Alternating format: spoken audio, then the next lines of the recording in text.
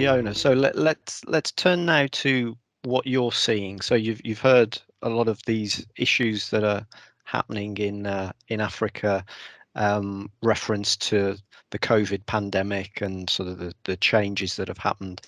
So what sort of trends have you seen evolving in the last few years? As we see how well-being continues to evolve globally, from the pre-pandemic stage to pandemic, now to post-pandemic, we really see the biggest shift we observe across this transition is that employers are recognizing that they need to go beyond just the program consideration.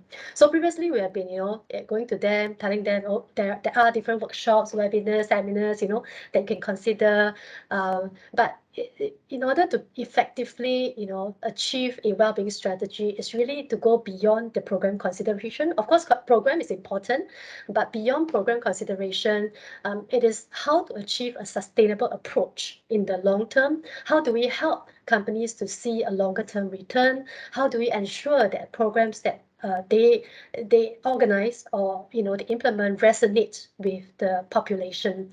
Because of the complexity of employees' life challenges, it's really difficult to just organize a one size that fits all program. So I think they are really shifting the focus, to from a strategic standpoint.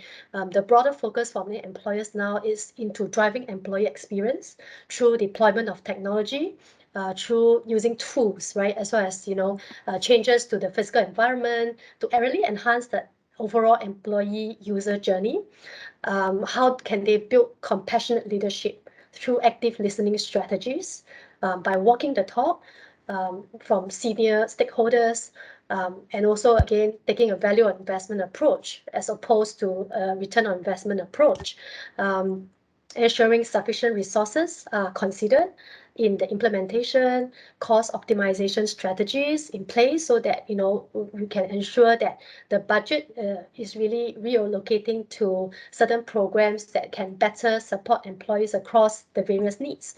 There will also be efforts to better connect well-being to I&D, inclusion and diversity, to corporate social responsibility initiatives, and also now to the latest global focus towards ESG, environmental social governance framework. So all this will come together as one integrated approach in terms of the business priorities.